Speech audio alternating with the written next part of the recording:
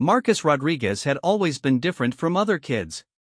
While his classmates played video games after school, he was doing push-ups in his backyard.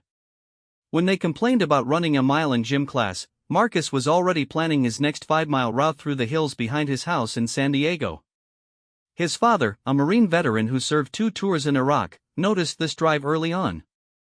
"That boy has something special," he would tell Marcus's mother as they watched their 12-year-old son doing pull-ups on the tree branch he had turned into his personal gym equipment.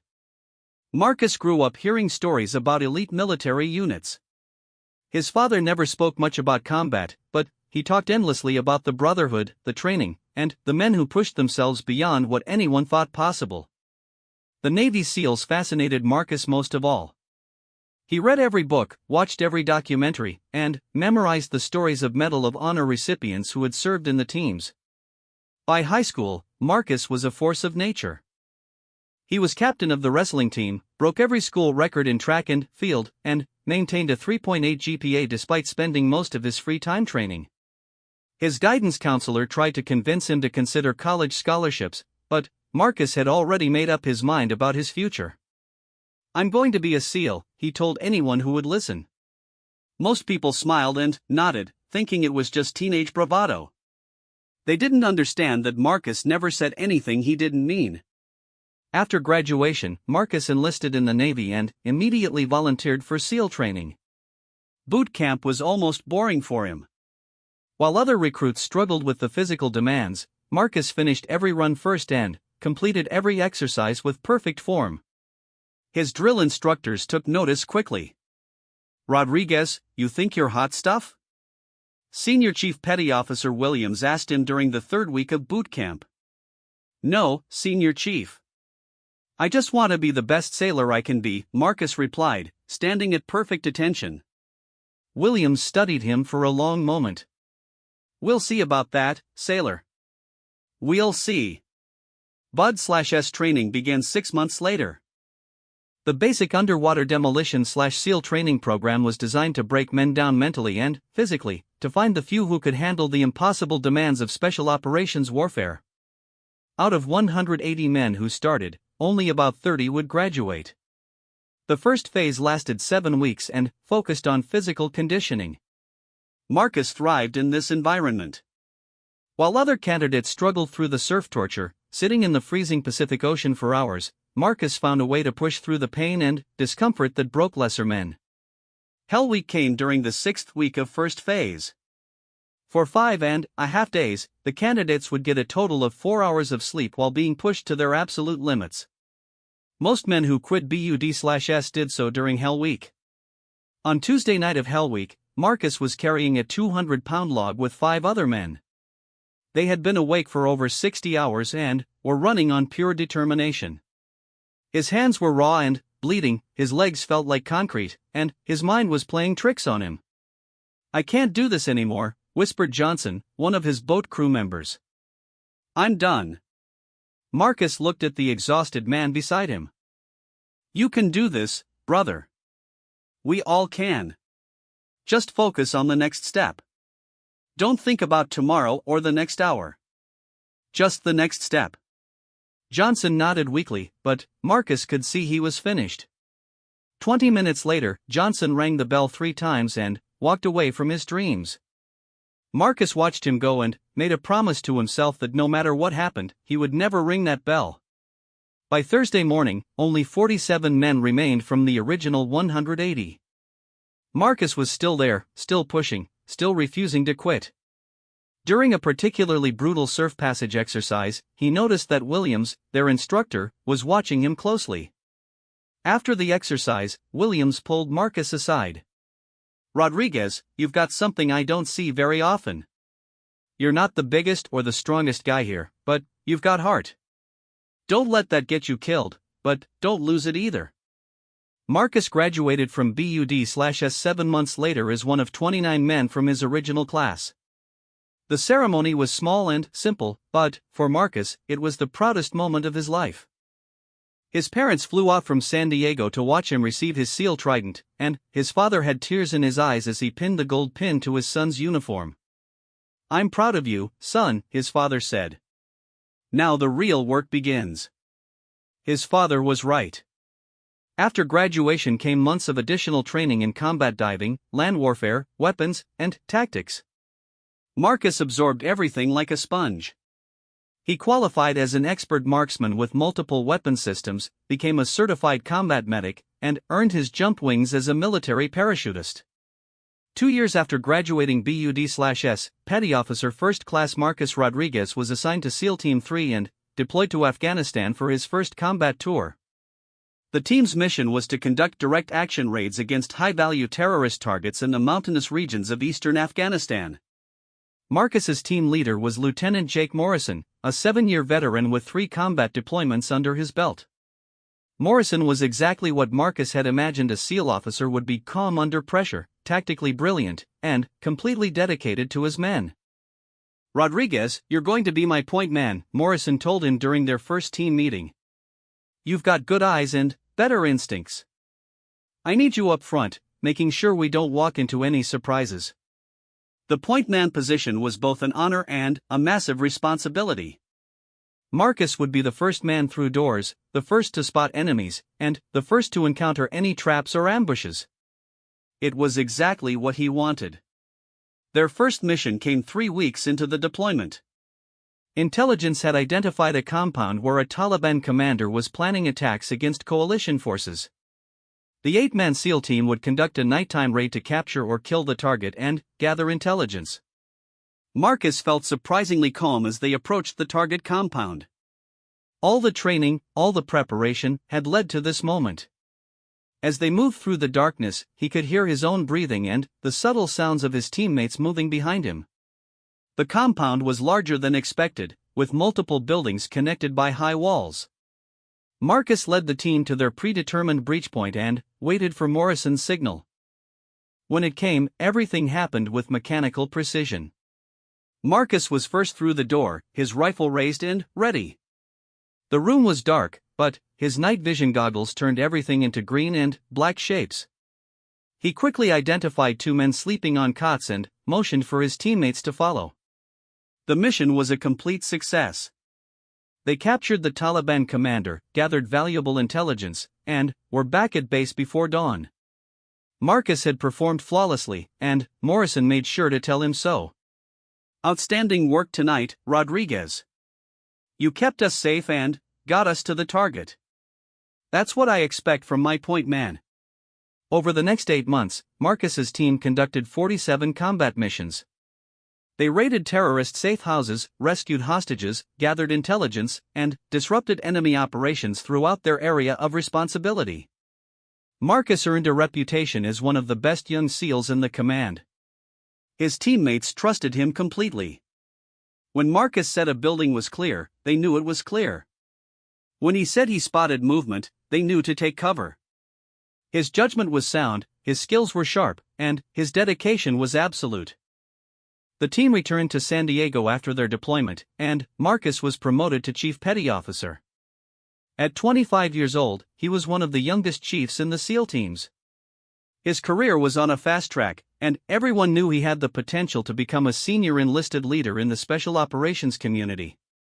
During their pre-deployment training for their next overseas assignment, Marcus continued to excel. He completed advanced sniper school, became qualified as a military freefall parachutist, and earned his instructor credentials for combat diving operations. His personnel file was filled with commendations and recommendations from superior officers. But success in the SEAL teams came with a price. The constant training, the physical demands, and the mental stress took a toll on everyone who wore the trident. Marcus had seen good men leave the teams because of injuries, burnout, or family problems. He was determined not to become another casualty. He maintained his physical conditioning religiously, even during leave periods. He studied constantly, reading military history, tactical manuals, and intelligence reports. He built strong relationships with his teammates and earned the respect of both junior and senior personnel throughout the command. As their next deployment approached, Marcus felt ready for anything. He had proven himself in combat, earned the trust of his leaders, and was recognized as one of the rising stars in the SEAL community. His future seemed limitless.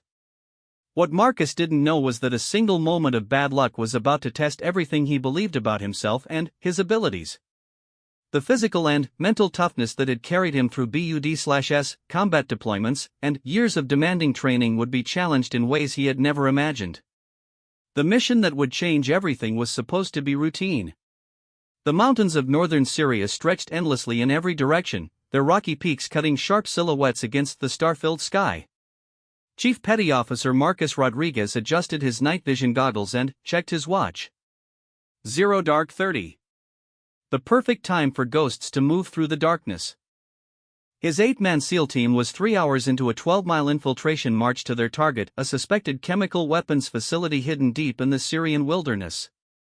Intelligence indicated that terrorist forces were using the location to manufacture improvised explosive devices and store weapons for attacks against coalition forces in neighboring Iraq. Marcus moved with practiced silence across the rocky terrain, his boots finding solid footing on loose stones that would have sent lesser operators tumbling down the mountainside. Behind him, his teammates followed in a precise tactical formation that had been perfected through hundreds of hours of training and dozens of real-world missions. Lieutenant Morrison's voice crackled softly in Marcus's earpiece. "Phoenix 1, this is Phoenix 6. How's our route looking up there?" Marcus keyed his radio twice, the signal for all clear. The path ahead was steep but manageable, winding between massive boulders that provided excellent concealment from anyone who might be watching from the valley below. They had been planning this mission for 3 weeks. Satellite imagery showed a cluster of buildings in a remote valley that had been constructed recently and showed signs of suspicious activity. Intercepted communications suggested that the facility was being used to train foreign fighters before they were sent to conduct attacks in Iraq and Afghanistan. The mission parameters were straightforward: infiltrate the facility, gather intelligence on its operations, capture any high-value targets present, and destroy the weapons and equipment. The team would have to move fast and quiet. Syrian government forces had increased their patrols in the area, and the nearest coalition support was over 50 miles away. As they crested a ridge overlooking their target valley, Marcus dropped to one knee and raised his hand to halt the team. Through his rifle scope, he could see the compound clearly for the first time. 3 concrete buildings surrounded by a high wall, with guard towers at 2 corners. Dim lights were visible in the windows of the largest building. Morrison moved up beside Marcus and studied the target through his own optics. "Looks like we've got company. I count at least 4 sentries moving around the perimeter." Marcus nodded. "Guard patterns are pretty sloppy though. Looks like they're not expecting visitors." The plan called for the team to split into 2 elements. Morrison would lead 4 men to the main building while Marcus led the other 4 to secure the weapons storage facility and guard the team's escape route. Simple, efficient, and based on tactics they had used successfully dozens of times before. At 0300 hours, both elements moved into position. Marcus led his team down a rocky slope toward the back wall of the compound, using shadows and natural terrain features to avoid detection. The guards were smoking cigarettes and talking loudly, exactly what you would expect from poorly trained militia fighters. Marcus's element reached their breach point without being detected. Using bolt cutters, they quickly created an opening in the chain link fence and slipped into the compound. The weapons storage building was exactly where the intelligence photos had indicated: a long, low structure with a metal roof and no windows. While 2 of his teammates established security positions, Marcus and Petty Officer 2nd Class Davis approached the building's entrance. The door was secured with a heavy padlock, but Davis made quick work of it with his lockpicks. The interior of the building exceeded their expectations. Crates of military-grade explosives were stacked along one wall, while another wall held dozens of assault rifles, machine guns, and rocket-propelled grenade launchers. This wasn't just a training facility, it was a major weapons depot that could supply terrorist operations across the entire region. Marcus began photographing the weapons and serial numbers while Davis collected samples of the explosives for later analysis. Through his earpiece, he could hear Morrison's team moving through the main building, systematically clearing rooms and gathering intelligence. "Phoenix 1, this is Phoenix 6, Morrison's voice was barely above a whisper. "We've got 3 detainees and some very interesting computer files. How's your search coming?" Phoenix 6, this is Phoenix 1. We've hit the jackpot over here. This place is loaded with enough weapons to equip a small army. Recommend we call for additional support to fully exploit this site. Negative, Phoenix 1. We need to stick to the timeline. Gather what you can and prepare for extraction. Marcus understood the decision. They were deep in enemy territory with no backup available. The longer they stayed, the greater the chance of being discovered by Syrian forces or reinforcements arriving at the compound. Working quickly, Marcus and his team placed demolition charges throughout the weapons storage building. The explosives would destroy everything in the facility while creating minimum noise and light signature. Within 30 minutes, they would be ghosts again, disappearing into the mountains with their prisoners and intelligence. As Marcus made his final preparations to leave the building, he heard Davis calling softly from outside. "Chief, we've got movement on the perimeter. Looks like a patrol coming up the main road." Marcus quickly finished arming the demolition charges and moved to the door. Through the opening, he could see vehicle headlights moving toward the compound entrance. The timing was terrible. Morrison's team was still inside the main building with their prisoners. Phoenix 6, this is Phoenix 1. Be advised, we have vehicles approaching from the south. Looks like 3 or 4 trucks with personnel. Morrison's response was immediate. Phoenix 1, continue with your mission. We'll handle the welcoming committee. Marcus knew what that meant. Morrison's team would have to engage the arriving forces to give Marcus's element time to complete their demolition mission and establish an escape route. It was a sound tactical decision, but it put half the team in immediate danger. The sound of gunfire erupted from the main building as Morrison's team engaged the arriving enemy forces. Marcus could see muzzle flashes through the windows and hear the distinctive crack of M4 rifles mixed with the heavier reports of AK-47s. Phoenix 1, this is Phoenix 6. We're engaged with approximately 15 to 20 enemy personnel. Need you to expedite your mission and establish overwatch on our extraction route. Marcus and his team moved quickly toward their planned overwatch position on a hill overlooking the compound. From there, they could provide covering fire for Morrison's team while ensuring their own escape route remained clear. The rocky slope was steeper than it had appeared in the satellite photos. Loose stones and hidden crevices made movement dangerous, especially in the darkness. Marcus led the way, testing each foothold before committing his full weight. They were 50 meters up the slope when disaster struck. Marcus stepped on what appeared to be solid rock, but the stone shifted under his weight. His right foot slipped into a hidden crack between 2 boulders, and he felt his ankle twist violently as he fell forward. The sound that came from his leg was unlike anything Marcus had ever heard, a wet, grinding crack that seemed to echo through his entire body. Pain exploded up his leg like liquid fire, and, for a moment, his vision went completely black. When his sight cleared, Marcus was lying on his back among the rocks, staring up at the stars. Davis was kneeling beside him, his face grim in the green glow of night vision equipment. "Chief, don't move. Your leg is messed up pretty bad."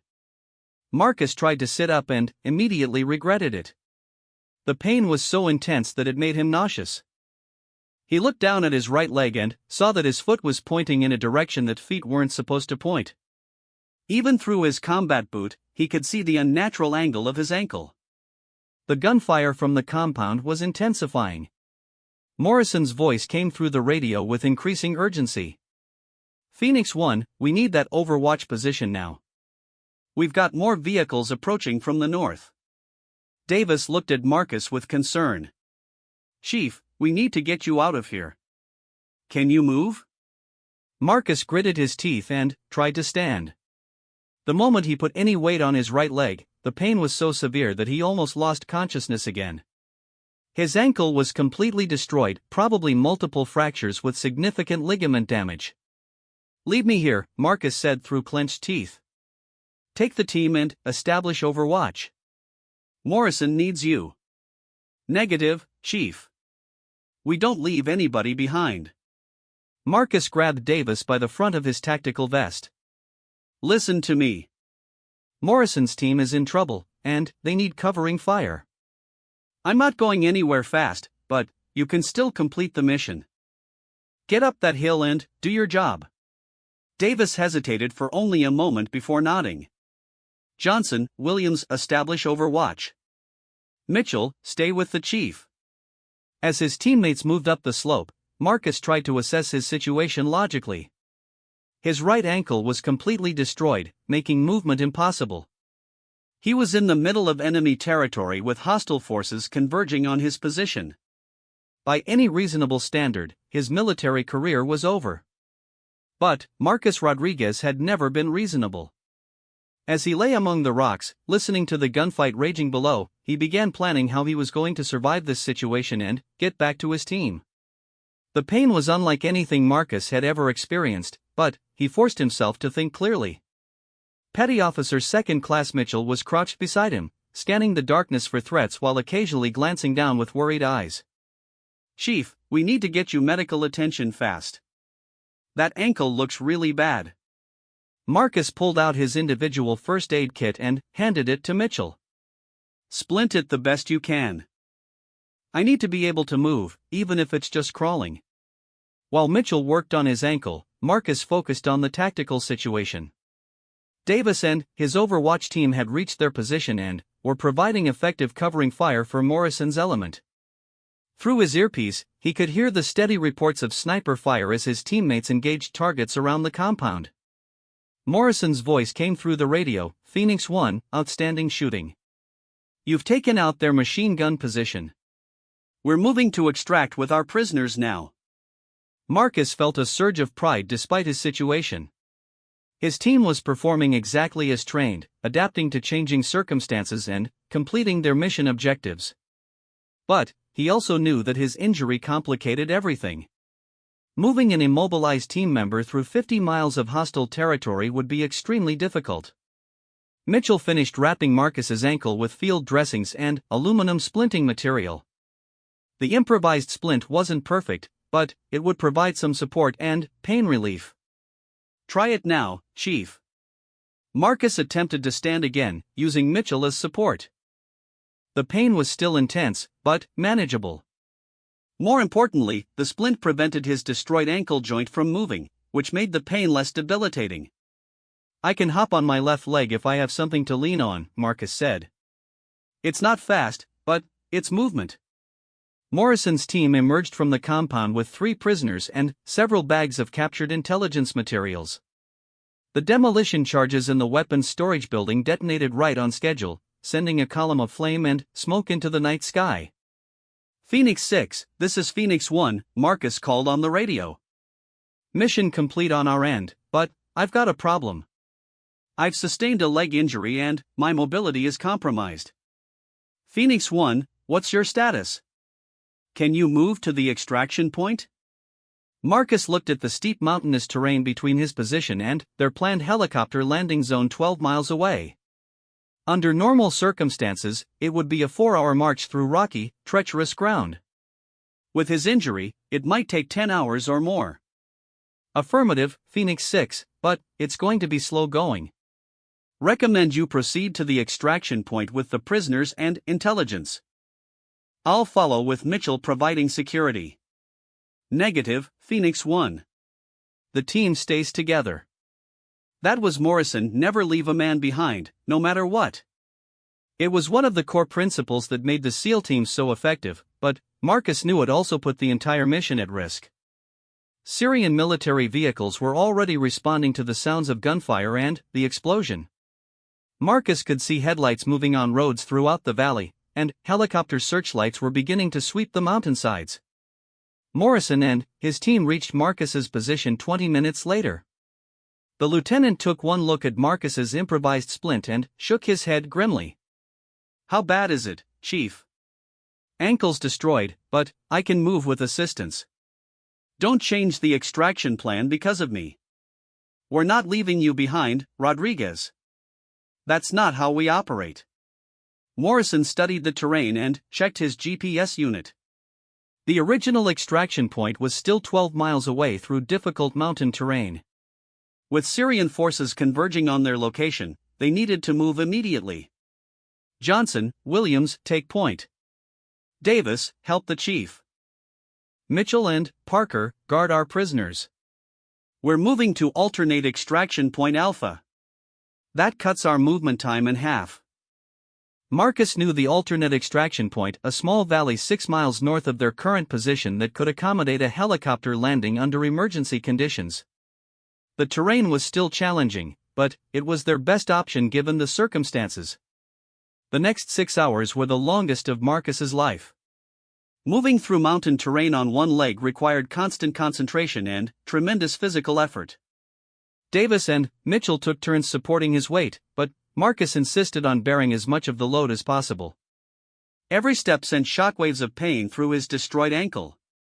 The field dressing and splint helped, but he could feel bones grinding against each other with each movement. Sweat poured down his face despite the cool mountain air. Syrian search teams were getting closer. 3 times during their movement, the SEAL team had to take cover while military helicopters swept overhead with searchlights. Once, they had to hide for 30 minutes while a ground patrol passed less than 100 meters from their position. Morrison set a grueling pace, knowing that every minute they remained in Syrian territory increased the risk of capture or death. The 3 prisoners were proving to be a significant burden, requiring constant supervision and slowing their overall movement speed. 2 hours before dawn, Morrison made a difficult decision. Phoenix Base, this is Phoenix 6. We need immediate extraction at alternate LZ Alpha. Have one team member with serious leg injury requiring medical attention. The radio crackled with static before the response came. Phoenix 6, be advised that alternate LZ Alpha is currently under observation by Syrian forces. Recommend you continue to primary extraction point. Morrison looked at Marcus, who was leaning heavily against a boulder and breathing hard. His face was pale, and Davis had reported that blood was seeping through the field dressings on his ankle. Phoenix Base, negative. My injured team member won't survive a movement to the primary LZ. We need extraction at Alpha, and we need it now. Phoenix 6, understand your situation. We have birds spinning up now. Be advised that the extraction will be hot. Syrian forces are actively searching the area. Marcus pulled Morrison aside. LT, leave me here with one man for security. Extract with the prisoners and intelligence, then send the bird back for me. Rodriguez, I already told you we don't leave people behind. This isn't about leaving me behind. This is about completing the mission and getting that intelligence back to headquarters. Those prisoners and those computer files are more important than one injured SEAL. Morrison stared at Marcus for a long moment.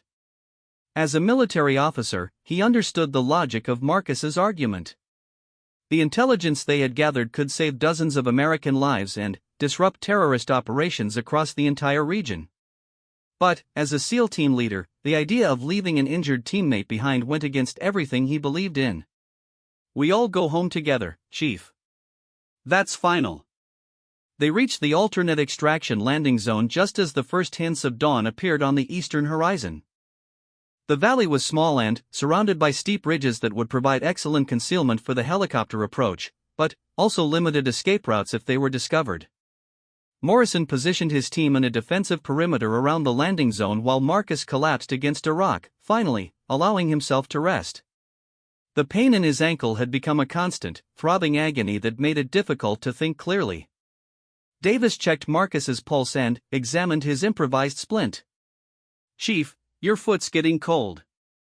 I think we might have some circulation problems. Marcus looked down at his boot. Even in the dim light, he could see that his right foot was noticeably paler than his left. The swelling had increased significantly during their movement, and he was starting to lose feeling in his toes. How long until the bird gets here? Morrison checked his radio. 20 minutes if everything goes according to plan. 20 minutes. Marcus closed his eyes and tried to focus on something other than the pain. He thought about his father, who had taught him that true strength wasn't about avoiding failure, it was about how you responded when everything went wrong. He thought about his teammates, who had risked everything to ensure he made it home safely. None of them had even suggested leaving him behind, despite the tactical advantages it would have provided. Most of all, he thought about his future.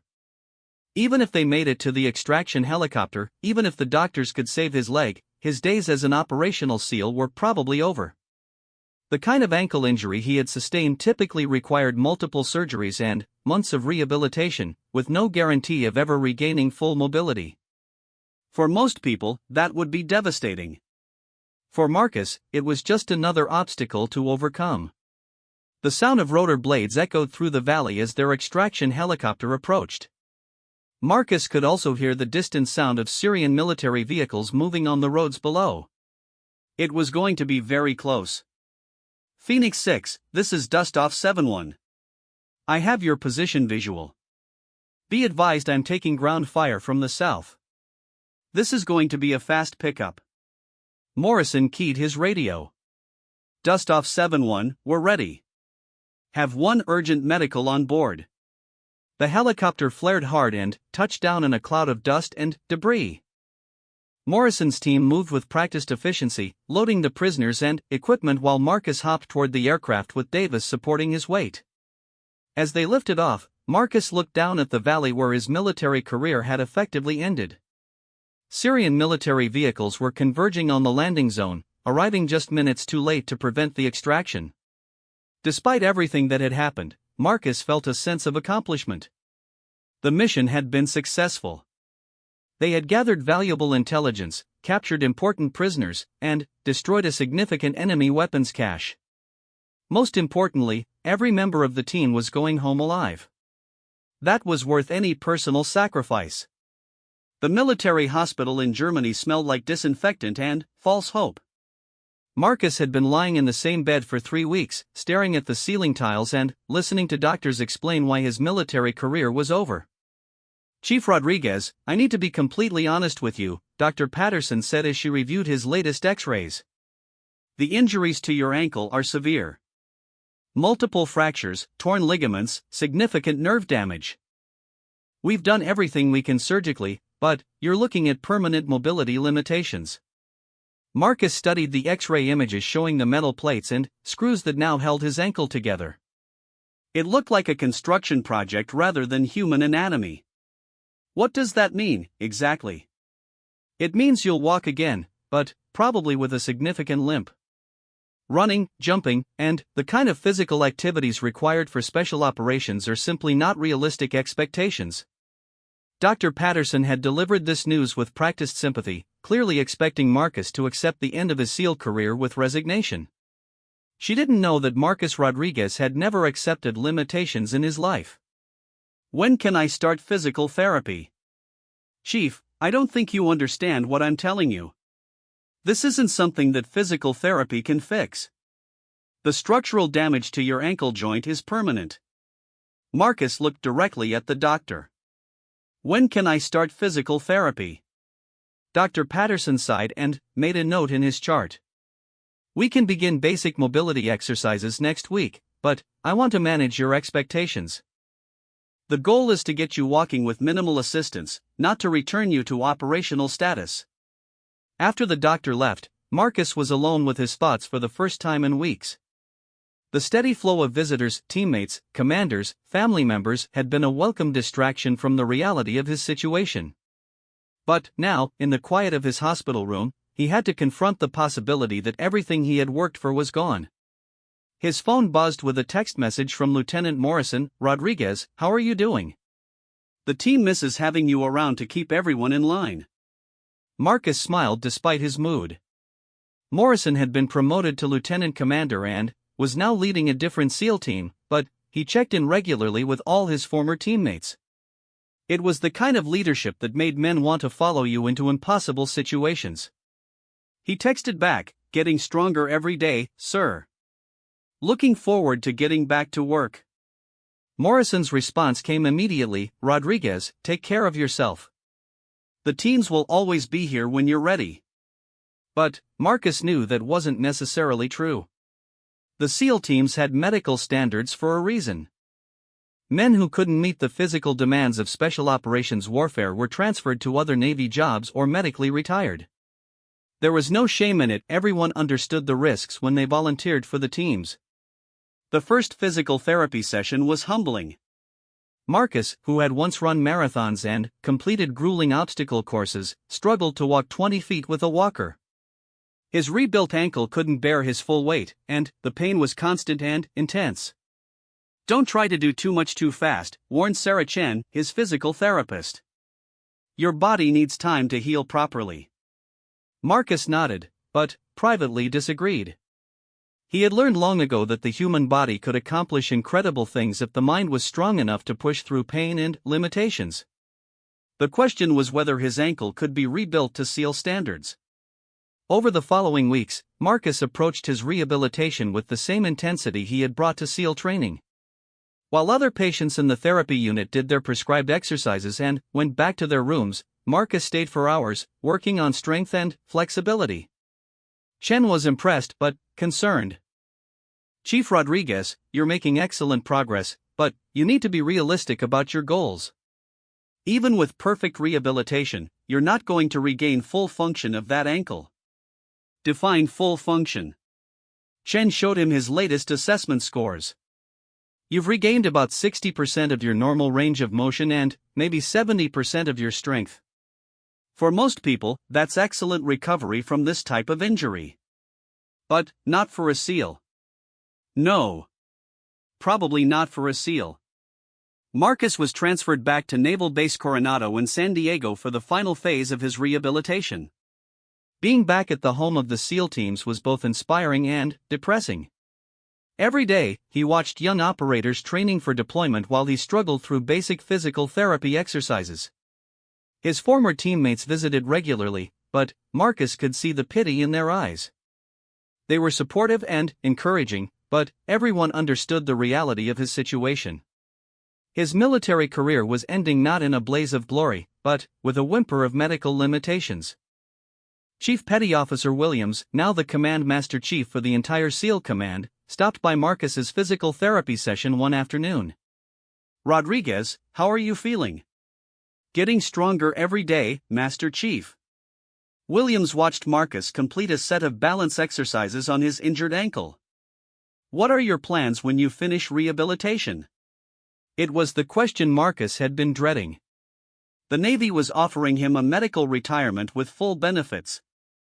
He could go to college, start a civilian career, and live a comfortable life with his disability compensation. For most people, it would be an attractive option. "I want to stay in the teams, Master Chief." Williams studied Marcus carefully. "Son, you know that's not realistic. The medical board is going to find you unfit for full duty. There's no shame in that, you gave everything you had." "With respect, Master Chief, I don't think the medical board has seen everything I can do yet." Williams was quiet for a moment. "Rodriguez, what exactly are you planning?" "I want to attempt the physical fitness test. If I can meet the standards, I want to return to operational status. The PFT standards haven't changed because you got hurt. 500-meter swim, 50 push-ups, 50 sit-ups, 10 pull-ups, and a 4-mile run in under 32 minutes. And that's just the minimum to stay in the Navy, not the SEAL standards." Marcus knew the requirements better than anyone. Before his injury, he could complete the test easily, usually finishing well above the minimum requirements. Now, he hadn't even attempted to run more than a few hundred yards. "I understand the standards, Master Chief. Rodriguez, even if you somehow manage to pass the basic fitness test, the SEAL physical screening test is much more demanding. And then, there's the combat readiness evaluation. You'd have to prove you can perform every aspect of SEAL operations without limitation." "I understand." Williams shook his head. "You always were stubborn. All right, here's what I'll do. You have 6 months to get yourself ready. If you can pass the PST and convince a medical board that you're fully operational, I'll support your return to duty. But if you fail, you accept the medical retirement without any more fighting. Deal?" Marcus didn't hesitate. "Deal." Over the next 6 months, Marcus transformed his rehabilitation from therapy into training. He spent hours in the base gym, working on strength and conditioning. He started with short walks on the beach and gradually increased the distance until he was attempting short runs. The pain was constant, but Marcus had learned to manage it. His ankle would never be the same as before the injury, but he was determined to make it functional enough to meet SEAL standards. Swimming came first. The buoyancy of the water reduced stress on his ankle while allowing him to rebuild his cardiovascular fitness. Within 2 months, he was swimming the 500-meter requirement easily. Push-ups and sit-ups were straightforward. His upper body strength had never been compromised. Pull-ups required some adjustment in technique to account for his balance issues, but he was soon exceeding the minimum requirements. Running was the greatest challenge. Every step sent shockwaves through his rebuilt ankle, and his form was awkward as he unconsciously favored his injured leg. But Marcus was determined to find a way.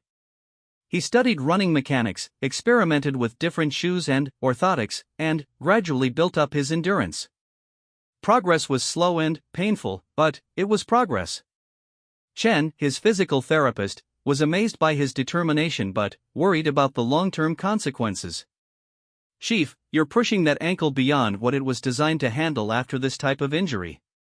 You could be setting yourself up for early arthritis and chronic pain." "I'll deal with that when it happens." "What's driving this? Why is it so important for you to return to the SEALs?" Marcus considered the question carefully. "Because it's who I am. I'm not ready to be anything else yet." 5.5 months after making his agreement with Master Chief Williams, Marcus felt ready to attempt the physical fitness test. His times weren't as fast as they had been before his injury, but they were close to the minimum requirements. The night before the test, Morrison called to check on him. "Rodriguez, are you sure about this? There's no shame in taking the retirement." "I'm sure, sir. I need to know if I can still do this." "What happens if you don't pass?" "Then, I'll know I gave everything I had. That's all anyone can ask."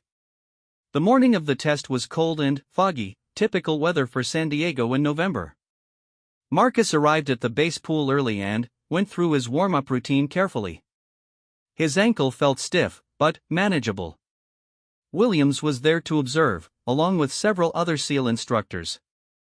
Word had spread throughout the command about Marcus's attempt to return to duty, and everyone was curious to see if it was possible. "Rodriguez, you know the standards. This is an official test, no special consideration because of your injury. You ready?" Marcus nodded and stepped up to the starting blocks for the swim. 500 meters in under 12 minutes and 30 seconds. Before his injury, he could complete it in under 10 minutes. When the whistle blew, Marcus dove into the pool and began swimming with smooth, powerful strokes. The water felt good, and his rhythm came naturally. He touched the wall at the end of 500 meters with 15 seconds to spare. The push-ups and sit-ups went smoothly. His ankle didn't affect his performance for these exercises, and he completed both events well above the minimum requirements. Pull-ups were more challenging because of balance issues, but Marcus had developed techniques to compensate. He completed 12 repetitions, 2 more than required. The 4-mile run was the moment of truth. Marcus had never attempted to run this distance since his injury, and he wasn't sure his ankle could handle the sustained impact. Williams drove alongside him in a golf cart, calling out split times. Marcus started conservatively, trying to establish a rhythm that his ankle could maintain for the full distance. By the 2-mile mark, the pain was significant but manageable. His form was still awkward, and he could feel the difference between his injured and healthy leg, but he was maintaining pace.